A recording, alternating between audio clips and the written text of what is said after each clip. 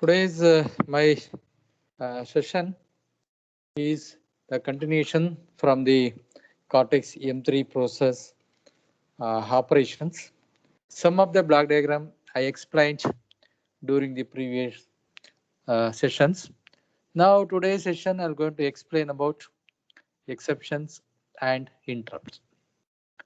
So even in the previous class also I explained about interrupts, definition of interrupts, and now today I'll more concentrate about the exceptions and how we are going to handle their vector tables or vector locations.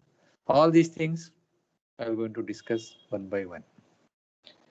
So the Cortex M3 supports a number of exceptions, including a fixed number of system exceptions and a number of interrupts. This number of interrupts we labeled is called as IRQ. Interrupt request. I means interrupt, RQ means request. So in this Cortex M3 process, it support for up to 240 interrupts. They labeled as IRQ0 to IRQ239. So we have 240 interrupt request or interrupt handling or interrupt managing capacities. So the difficult task is interrupt vector locations or the vector tables and how we are going to manage. So everything I'm going to discuss one by one. The number of interrupt input on a Cortex M3 microcontrollers depends on the individual design. Of course, as a designer, before going to design, to choose the what type of controllers and how we are going to map, how many interrupts it is required in these applications. Everything it will be decided by the individual design point of view. The typical numbers of interrupt input is either 16 or 32. However, you might find some microcontroller designs with more interrupt inputs. Some microcontrollers design point of view may consider more than 32 interrupt input. The actual use of non-maskable interrupt depend on the design of the microcontroller or system on chip product. It means that non-maskable interrupt depends on type of controllers. Example here Cortex M3 or Cortex M7 like that. Depends. In most cases, the non-maskable could be connected to a watchdog timer. So watchdog is one of the good example for real-time system with embedded system. So what for these watchdog timers? During the embedded system, I'll going to explain in details about to that watchdog timer. For example, is a good example for watchdog timer is ATM machine. Watch, wait, dog follows timer. Every time it resets. That is what watchdog timer. Or otherwise we can use voltage monitoring blocks. That warns the processor when the voltage drops below the certain levels. This voltage monitoring block that warns the processor when the voltage drop below a certain level means that you have to fix the threshold. If the threshold is the value, incoming value is below the threshold value, it indicates the voltage monitoring block. Suppose I fixed as 20 volts as a threshold. We are monitoring this voltage. Suppose sometimes the voltage is below that 20 volts. It indicates it. That is what the role of voltage monitoring flag. And the non-maskable interrupt exceptions can be activated anytime during our operations. Anytime we are going to activate it, even right after the core exits or resets. The number of system exceptions or fault handling exceptions means that number of exceptions we are using in the controllers. These may be fault handling exceptions that can be triggered by various error conditions. So here these interrupt handling mechanisms along with exception handling mechanism also we look into that. So now the next slide will concentrate about that, the exception numbers and type of exceptions, priority and their descriptions. These are the things I'm going to explain in this slide. For example, exception 0, it is not applicable. You don't have that exception 0. It will start from exception 1. That is what? Exception 1 is a reset. The reset is always higher priority. If it is reset, automatically the system or any device or any embedded system, it will goes to that 00. Means that address will goes to the 00, or otherwise it will goes to the home page, beginning page. And exception number 2. Exception number 2, it become non-maskable interrupt. After the reset, it goes to the next priority. The priority is 2. So these non-maskable interrupt is external input. It is from the external input. And then exception number 3 are fault exceptions. This is what the lowest priority. After that, non-maskable interrupt will become the lowest priority. In this hard fault, all fault conditions, if the corresponding fault handler is not enabled during that. And the exception number 4, it become memory manage fault. MEMANAG, memory manage fault. But priority is not fixed. During the program, we are going to use these priorities. So during that program, you can go for that, or you can set for that. This memory management fault, you can memory protection unit violations or access to illegal locations.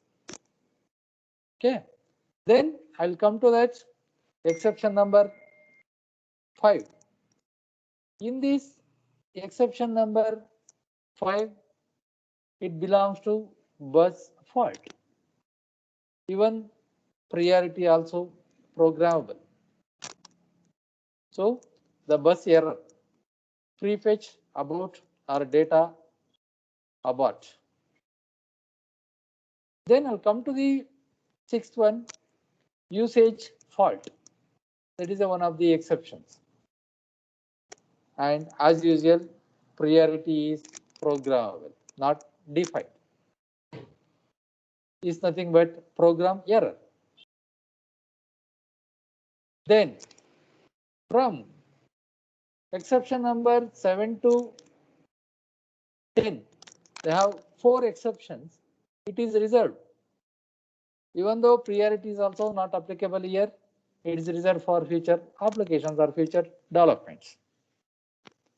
And exception 11 is service call or supervisor call. That is programmable. And exception number 12, belongs to debug monitors. It's a programmable, and here in the debug monitors means the breakpoints, watch points, or external debug request. Everything is happen through these exception that is called as debug monitor. And as usual, the exception 13 is also reserved. Even priority is also not applicable.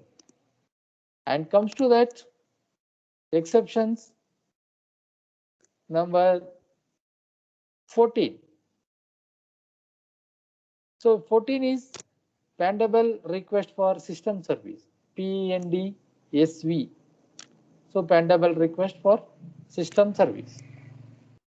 The priorities is programmable,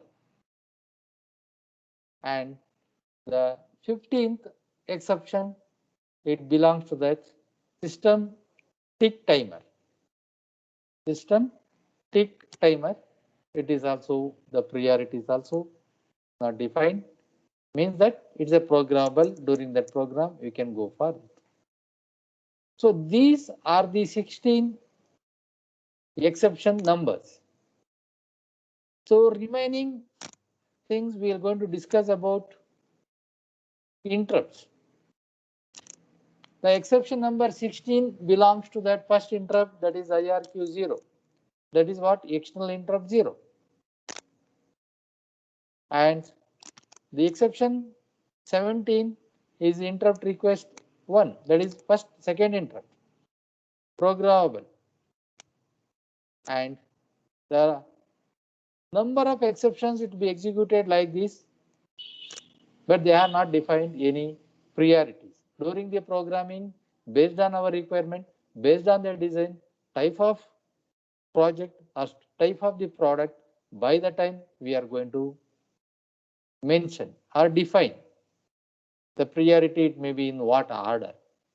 Okay, this is what from 0 to 239 external interrupts.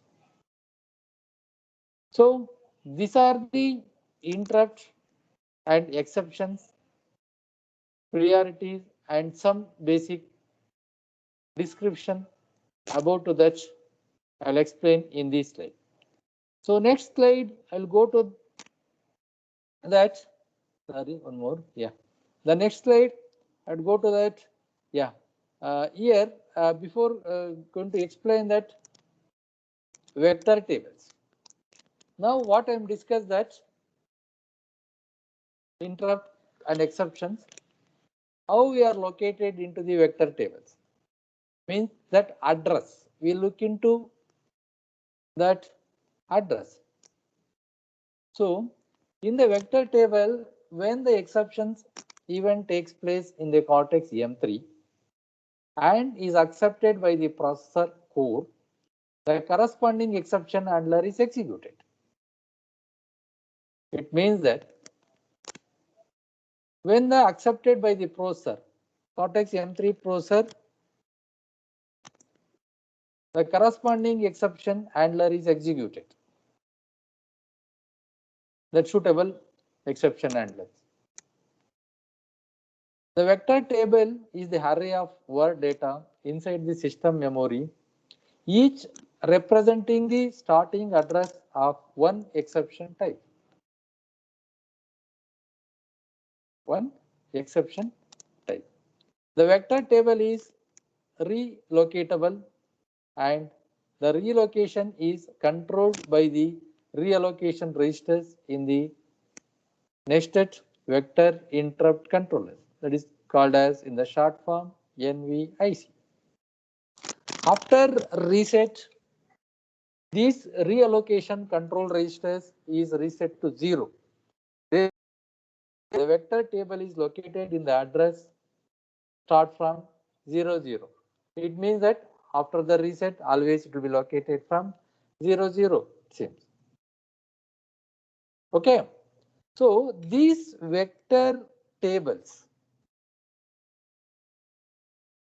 to be clearly indicate that After the reset of all these exceptions and interrupts, the vector or exception vectors and address, the located address, it is called as address offset. It will be mentioned very clearly in this slide. For example, I can take that exception from 0 to 16 exceptions, or 0 to 15.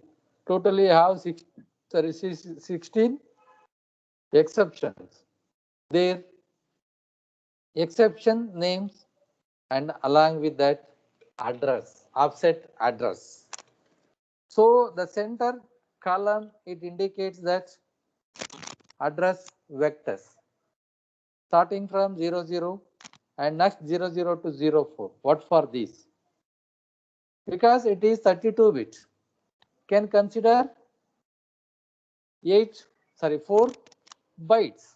1 byte is equal to 8 bits. 8 into 4 it will become 32. So we had it every time with 4 bytes. That is what you have to start from 00, 04, then plus 4, 8, then C, 10, 14, 18, and then comes to the 7 to 8, have 4, totally 4 exceptions. 4 into 4 bytes, 16 bytes it will be reserved from 1C to 8. All these things will be represented in the form of hexadecimal numbers. Because in all microcontrollers, in assembly level language, we look into that hexadecimal numbers only, base 16. So similarly, even in the interrupts also, the vector location 040. That is what first interrupt named as IRQ0. The similar manner in other interrupt, example second interrupt, interrupt request 1, it is for 044. This is what the vector locations.